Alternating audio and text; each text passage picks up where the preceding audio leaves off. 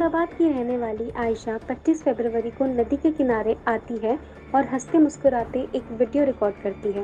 اس کو دیکھ کر ایسا محسوس نہیں ہو رہا تھا کہ آنے والے چند لمحات کے بعد خودکشی کرنے والی ہے۔ اس نے ویڈیو پیغام میں بہت ساری باتیں کی۔ اس نے ویڈیو میں کہا کہ میں اللہ سے دعا کرتی ہوں کہ مجھے انسانوں کی شکل دوبارہ نہ دکھائے۔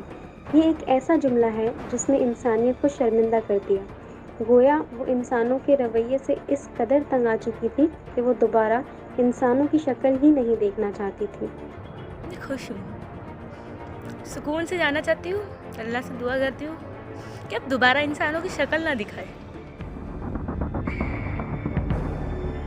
دنیا بھر میں خواتین کا استحصال کوئی نئی بات نہیں۔ صنفی امتیاز، گھریلو تشدد، جنسی ہراسانی اور معاشرے میں قدامت پسند روایت کے نام پر ظلم ہوتا رہتا ہے۔ موجودہ دور میں گھریلو تشدد کے واقعات میں بے پناہ اضافہ ہوا ہے۔ جہیز کی وجہ سے معاشرے میں دیندار سمجھا جانے والا آدمی بھی لالچ کا شکار ہو جاتا ہے۔ جہیز کی لعنت کی وجہ سے آئے دن سسرال والوں کی جانب سے ہر قسم کا تشدد کیا جاتا ہے۔ خواتین ہی لڑکی والوں سے ہر قسم کے جہیز کی نہ صرف امید کرتے ہیں بلکہ اکثر وہ بیشتر مقامات پر جہیز کی فہرست ہی دلہن والوں کو دی جاتی ہے اور جہیز نہ لانے والی دلہن کے ساتھ انتہائی منفی رویہ اختیار کیا جاتا ہے۔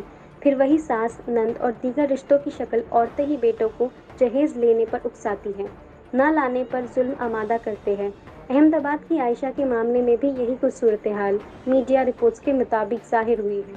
میڈیا کے مطابق اس پر ہر قسم کے تشدد کیا گیا، یہاں تک کہ عائشہ کو کھانے سے محروم رکھا گیا، جس سے عاجز آ کر عائشہ نے یہ قدم اٹھایا اور پھر اپنے ویڈیو میں یہ تک کہہ ڈالا کہ اللہ مجھے دوبارہ انسانوں کی شکل نہ دکھائے۔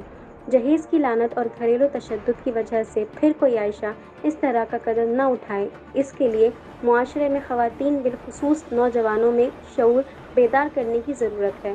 مزید جانکاری کے لیے تبصرہ.com پر لاگ ان کریں۔ بیورو رپورٹ تبصرہ پوائنٹ۔